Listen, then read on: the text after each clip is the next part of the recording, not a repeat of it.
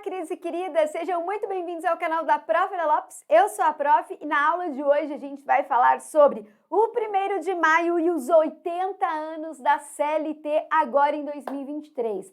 Cara, esse é um assunto muito quente que vai provavelmente aparecer na sua prova, então fica aqui nesse vídeo para você aprender tudo e poder gabaritar essa questão. Não deixa de se inscrever no canal e ativar o sininho para não perder conteúdo novo que cai aqui nesse canal toda semana que vai te ajudar a gabaritar, tá bom? Quando a gente fala, então, de 80 anos da consolidação das leis do trabalho, nós estamos falando do Getúlio Vargas e do contexto do Estado Novo, é isso mesmo. Foi no dia 1º de maio de 1943 que o Getúlio Vargas, lá no Campo do Castelo, com mais de 100 mil trabalhadores, assinou o decreto, para consolidar as diversas leis trabalhistas e garantir mais algumas também, de certa forma, os 80 anos da CLT é importantíssimo porque a discussão sobre os direitos trabalhistas há 80 anos tem como paradigma esse dia e essa consolidação das leis trabalhistas. Sabe que esse decreto, essa lei, foi recepcionada em todas as constituições que existiram e sempre quando a gente fala de reforma trabalhista, é uma reforma em relação a essa lei vigente há 80 anos, tá bom? Agora, uma coisa é muito importante, apesar de Getúlio Vargas, com esse seu carão aqui, ter tentado incorporar a ideia de que ele, como pai dos pobres, deu de presente essa CLT aos trabalhadores brasileiros, na verdade, o que a gente vê na história é um longo processo de lutas por esses direitos. Então, nessa aula eu gostaria de lembrar um pouquinho desses precedentes da CLT para a gente entender como um processo e não apenas como um presente dado pelo ditador Vargas em 1943. Fica aqui comigo no vídeo, então, para você entender um pouquinho a busca pela legislação social trabalhista.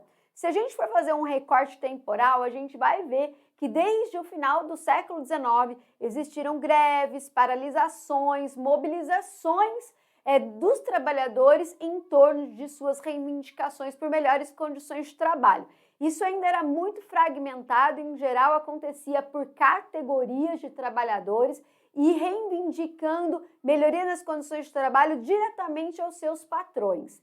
O que a gente vê no início do século XX é a formação do sindicalismo brasileiro e uma tentativa de organizar o movimento operário, Então, durante a Primeira República, a questão social ela foi tratada pelo Estado como um caso de polícia. Então, a reação do Estado brasileiro a essa tentativa de organização da classe trabalhadora foi, por meio dos sindicatos e fazendo greves, foi uma reação policialesca, ou seja, tudo errado, não pode, não vai conseguir, são criminosos, são bandidos, estão fora da regra, estão fora da lei e com muita repressão. Nem por isso o movimento se arrefeceu, digamos assim, e paralisou.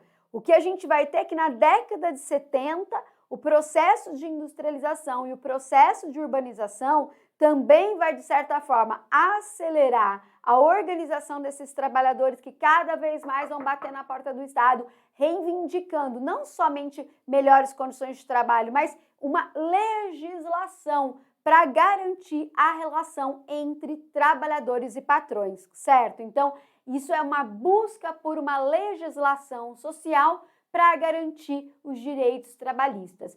Bom, a gente vai ver, inclusive eu vou mostrar aqui, que algumas dessas reivindicações foram atendidas sim durante a Primeira República ou a chamada República Velha, mas é apenas a partir de 30, digamos assim, que essa legislação passou a ser realmente ampliada e implementada.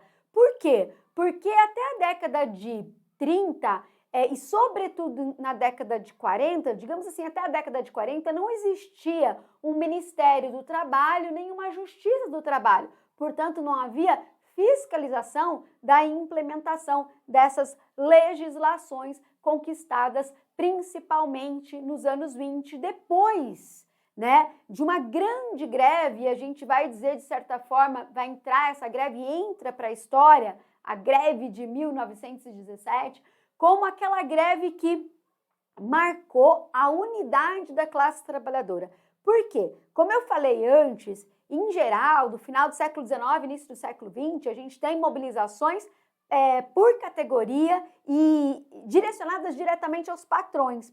Quando a gente tem aqui a greve de 1917, que foi iniciada, primeiro que é uma greve urbana, operária, então a greve de 1917 é uma greve operária que começa dentro das fábricas em São Paulo, no Cotonício, é isso como fala? Cotonifício, que é uma fábrica têxtil, né? Chama Cotonifício Crespi, na cidade de São Paulo. E a partir dessa greve, que começa ali nessa fábrica, se espalha pela cidade de São Paulo, e aí a gente tem várias categorias trabalhistas se unindo, muita repressão da polícia e o movimento sindical organizando e liderando essa greve. Então, por isso que ela é distinta dos outros movimentos que vieram antes dela, porque ela tem esse caráter de unidade, tem o caráter do movimento operário e tem uma liderança sindical. É interessante que nesse momento histórico o sindicalismo brasileiro ele era completamente desvinculado do Estado e ele era bastante influenciado pelo anarquismo. Né? Essa greve de 17 ela entra para a história como uma grande greve, né? A greve geral de 1917, e ela vai impulsionar outros movimentos grevistas com essas mesmas características nos anos subsequentes. O resultado disso vai ser uma série de direitos trabalhistas. Então, nós temos um processo de regulamentação e proteção do trabalho. Né? Então, aqui olha só, regulamentação do trabalho do menor, direito a férias, jornada de trabalho de 8 horas. Isso tudo aqui, ó, isso vai ser, digamos assim, vai ser regulamentado, mas não necessariamente ele vai ser implementado. Existe uma grande diferença entre a existência da legislação e o que ocorria na prática, no chão da fábrica e no mundo do trabalho, certo? Olha só que interessante aqui, a gente tem ainda a liberdade sindical. Interessante isso, né? Quais são os estatutos? Código do Menor em 1926, Lei de Férias em 1925 e a Lei da Jornada de Trabalho em 32. Ó, 32 já é Getúlio Vargas, já é Era Vargas, tá?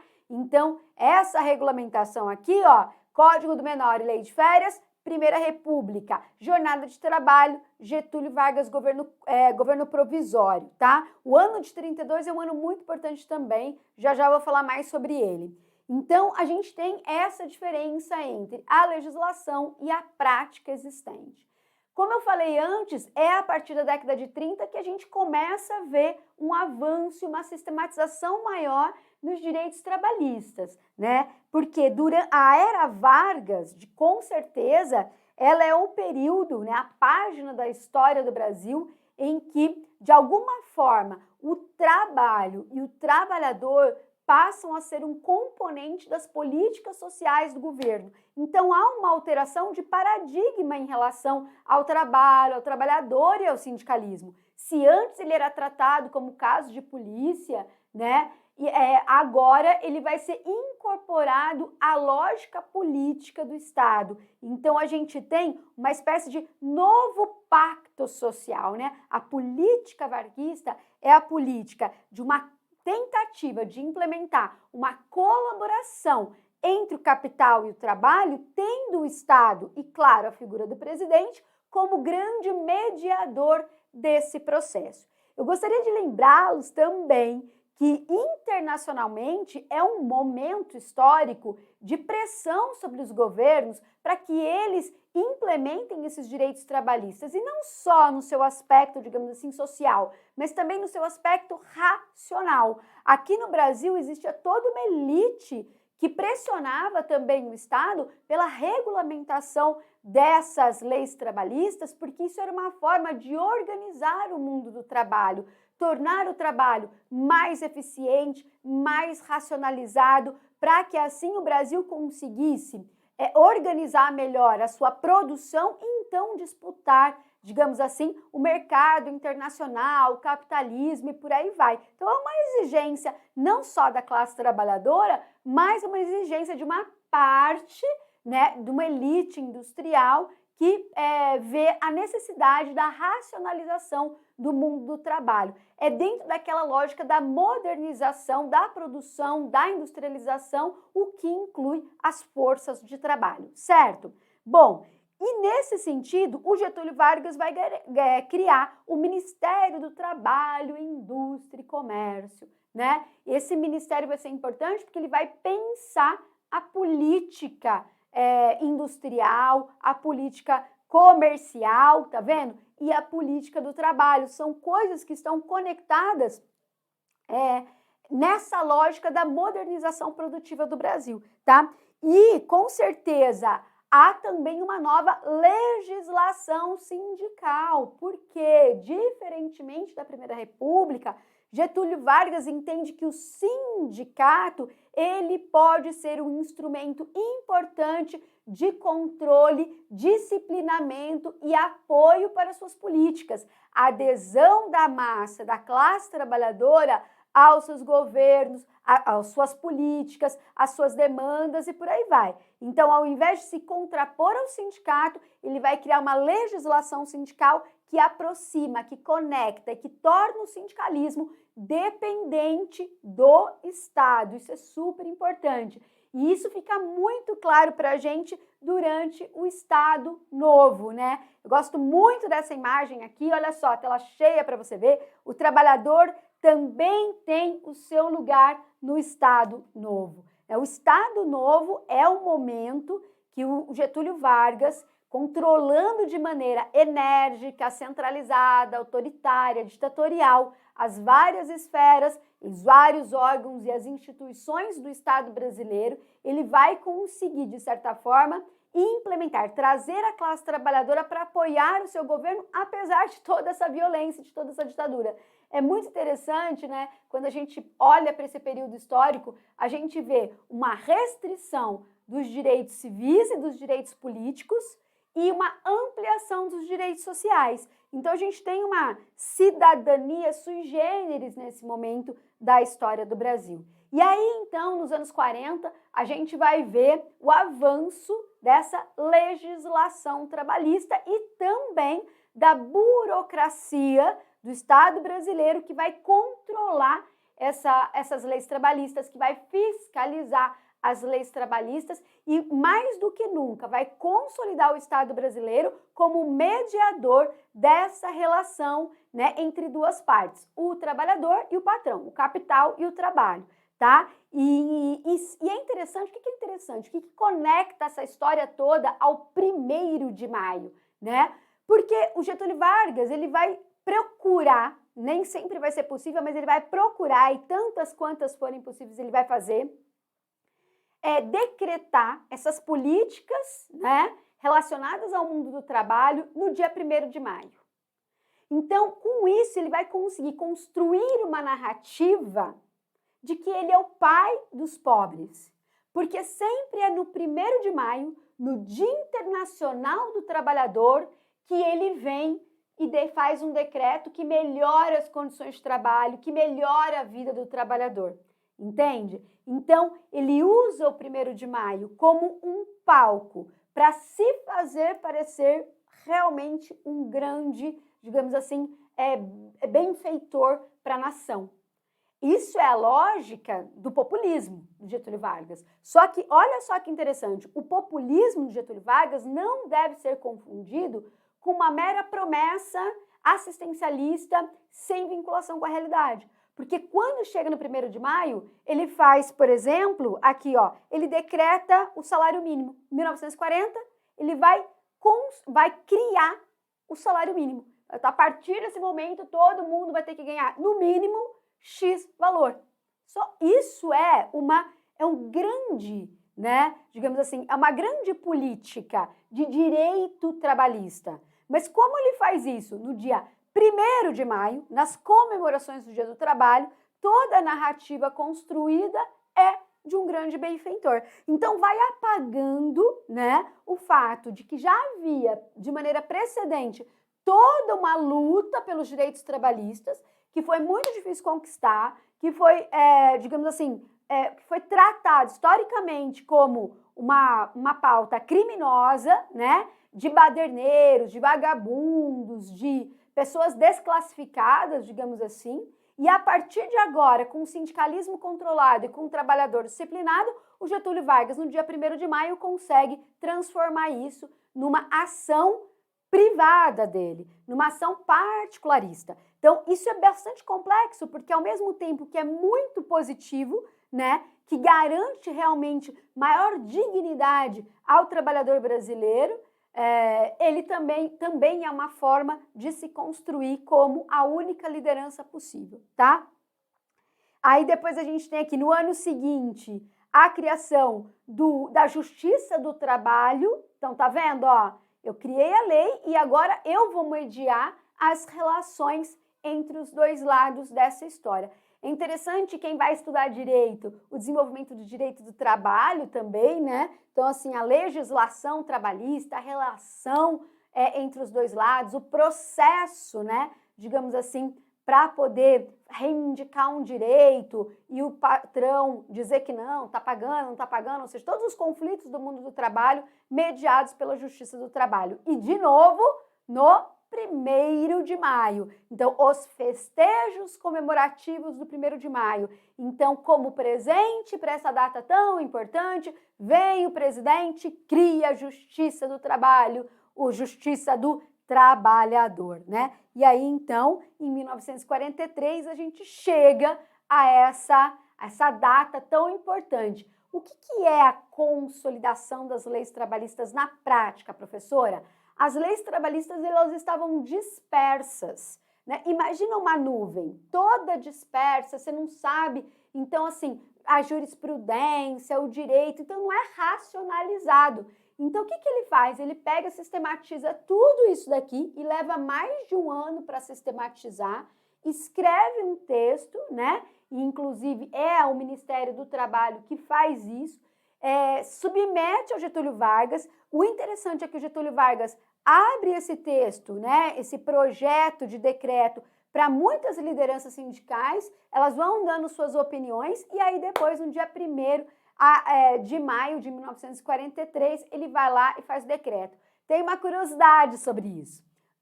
Essa lei já estava pronta desde novembro de 1942 e ele espera até 1º de maio de 1943 para poder assinar o decreto. E ele assina o decreto nessa esplanada do Castelo, no Rio de Janeiro, com mais de 100 mil trabalhadores. Então, é muito interessante isso. E aí, olha só também, para você ver aqui, olha essa imagem. Aqui fala, né, trabalhador sindicalizado é trabalhador disciplinado, né? Tá aqui o Getúlio Vargas e olha essa imagem, essa iconografia, né? O rosto dele muito grande lá no céu e aqui embaixo, bem pequenininho, os trabalhadores, né? Então, essa iconografia, essa estética realmente de quem pensa, né, e vive para os trabalhadores. Essa lógica é uma complexidade, uma combinação entre o trabalhismo e o populismo, né? O trabalhismo é esta lógica de organizar, regulamentar o mundo do trabalho. E o mundo do trabalho não é só o mundo do trabalhador, o mundo do trabalho é o mundo produtivo. Então, o Estado como dirigente e mediador desse processo de desenvolvimento da economia nacional, certo? E o mundo do trabalho envolve os principais agentes do trabalho, que é aquele que é o detentor do capital e aquele que oferece a sua força de trabalho. E ele vai valorizar esse trabalhador. E o órgão de organização, né, digamos assim, né, a instituição de organização da classe trabalhadora, que é o sindicato, envolvido também, conectado com o Estado, quase como se fosse uma extensão do próprio Estado. Isso é o trabalhismo. E isso vai ser utilizado dentro dessa lógica, dessa forma de se relacionar com os governados. Então, o populismo é uma relação direta entre governantes e governados, na qual o governante, ele se apresenta para o governado como o seu benfeitor. E lembra que isso não está esvaziado de sentido, porque concretamente Getúlio Vargas organiza, reconhece, disciplina e vai fiscalizar a implementação e a aplicação dos direitos do trabalho. Então, o trabalhador reconhece na prática essas benesses, certo? Tudo bem? Mas é como ele vai dizer, né? Se não fosse eu, não seria ninguém. E aí eu trouxe uma frasezinha para a gente ler junto, já ir encerrando essa aula, né? Do que eu trouxe lá do CPDOC, né? Que é o Centro de Documentação da Fundação Getúlio Vargas. Né? A democracia social, a valorização do trabalho do trabalhador estariam existindo graças à figura do presidente. Foi com essa associação entre a obra e o líder que se criou a mitologia getulista, expressa na imagem do pai dos pobres. Tá? Então, essa é uma, digamos, uma estrutura complexa que envolve, né, um valor, que envolve uma representação simbólica, a criação de uma legislação e a construção da imagem também do líder carismático, certo? Para encerrar, eu vou te convidar a fazer 2 questões comigo aqui nessa aula. Olha só, vem aqui, a primeira questão da FUVEST 2020. Vamos lá, eu vou ler com você e a gente vai chegar no gabarito junto. Como que a gente resolve questão de história? Lendo primeiro o comando, né? Então, o comando fala, identifique uma das dimensões desse processo. Qual processo, professora? A chamada questão trabalhista no Brasil foi objeto de conflitos. Então, ó, questão trabalhista foi objeto de conflitos, debates, regulamentações entre os anos de 1920 e 1946. Olha o que a FUVEST fez. Ela pegou processo de lutas e implementação dos direitos trabalhistas e perguntou quais são as dimensões desse processo. E o gabarito correto é a alternativa B. Olha só, tela cheia para você ler. A Constituição de 1934 garantiu o direito à organização sindical e abriu espaço para a proteção dos direitos trabalhistas. Né? Então, é isso. Né? Então, lá em 32, o Getúlio Vargas vai criar, né, a jornada de trabalho, em 30 ele criou o ministério, em 34, na Constituição, ele vai constitucionalizar alguns desses direitos. Lá no Estado Novo é que ele vai, né, digamos assim, consolidar e sistematizar todos os direitos trabalhistas existentes. Beleza? Tudo bem aqui? Vamos fazer mais uma aqui, ó. Enem agora, Enem 2016. Olha só, vamos ler também o comando, né? O comando diz assim, ó. A criação da referida instituição estatal na conjuntura histórica abordada teve por objetivo. Eu tenho que ler também o texto para achar o quê? Qual é a instituição e qual é a conjuntura histórica, para então assinalar qual é o objetivo dessa instituição naquele contexto, certo? Questão do Enem ela é mais complexa do que a própria questão da FUVEST, porque você tem que buscar mais elementos aqui no texto. Então, vem aqui para você ler, vou deixar a tela cheia. Olha só, a regulamentação das relações de trabalho.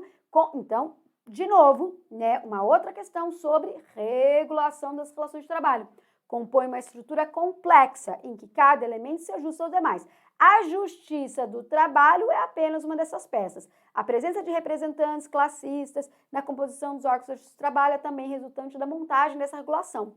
O poder normativo também reflete essa característica. Instituída pela Constituição de 34, a Justiça do Trabalho só vicejou no ambiente político do Estado Novo instaurado em 37.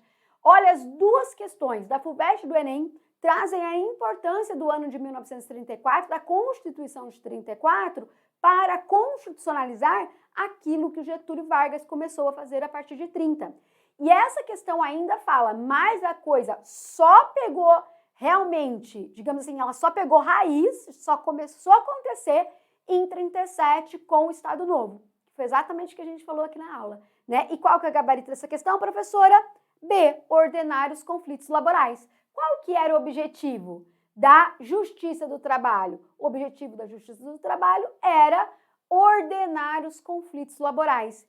Laboral vem de trabalho, tá? Então, ordenar, regular, mediar são palavras-chave, sinônimos dos objetivos dessa estrutura que o Getúlio Vargas está implementando a partir de 1930, constitucionalista em 32 e pega firme mesmo a partir do Estado Novo. Fechou? E sempre usando o 1º de maio como um palco para ele construir a sua narrativa simbólica do pai dos pobres. Fechou, meus lindos e lindas? Muito obrigada pela sua presença no nosso canal. Foi um prazer imenso tê-los aqui. Um prazer imenso levar para você mais conteúdo e poder te ajudar nessa trajetória que é conquistar a sua vaga, tá bom? Te vejo nas próximas aulas e ó, se inscreve no canal e ativa o sininho e não perde nenhum conteúdo da Prof. Lopes, tá bom? A gente vai junto até a sua aprovação. Até mais, tchau!